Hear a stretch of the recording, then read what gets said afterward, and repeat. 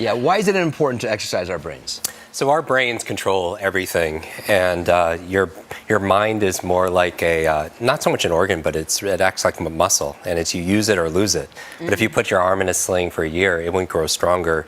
It wouldn't even stay the same. It would atrophy. And so we just have to be very careful with our devices and all the tools that we have, that we don't just give control, and we have to strengthen our We own don't remember brain. phone numbers anymore. We don't Right. remember how to spell things Directions. anymore. Yeah, they call that digital dementia. Yeah, oh where you're my so gosh. reliant on your keep your to-dos, your schedules, all the Right. phone numbers. Yes. And I don't want to memorize 500 phone numbers, right? Right. But we should be concerned that we can't remember one, or a PIN number, or a Do you know my- passcode. Do you know my phone? I know your I know phone. your Nah. phone. So we know each other's. No That's one. good. Yeah. So what are some things we can do to stay sharp? Yeah, so we created an acronym called SHARP. Okay. Just for this Perfect. conversation. And so the S stands for what you talked about earlier, which is sleep. I mean, how sharp do you feel when you get a bad night's sleep? Not sharp at all. Right. Dull. You can't focus. You don't have the energy. Conversely, though, if I get too much sleep, I Right. also don't feel sharp. So just the right all amount of time. sleep. The right amount of REM and deep sleep to restore your body and your brain. Cold is a wonderful way of doing that. I know it's a little controversial, sorry. What if you're allergic to cold? If you're allergic to cold, you know what you can do? You could take a warm bath with Epsom salt. That'll help you sleep, or a warm shower. When you come out, your core body temperature drops, and that's a signal for melatonin. But sleep is so very important. One of the things you could do also is you have an alarm clock to wake up. Most people do.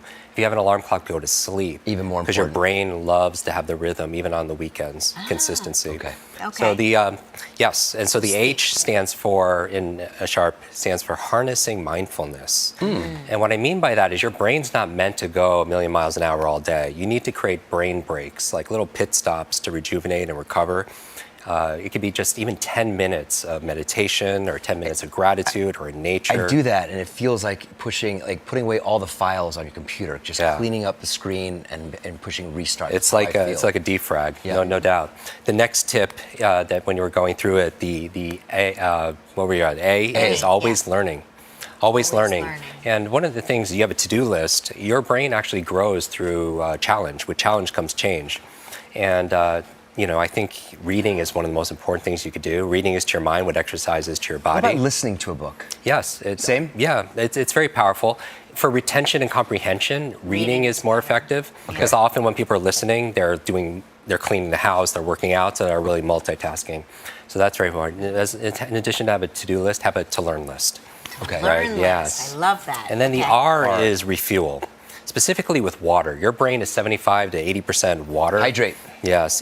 We just did a podcast episode and talked about a recent study. If you're just 2% dehydrated, it could significantly compromise your cognitive health, your performance, lead to brain fog, forgetfulness, focus issues. So make sure what you eat and drink matters, especially for your gray matter. And then finally, the last one, the P, is physical exercise. Yes. Right?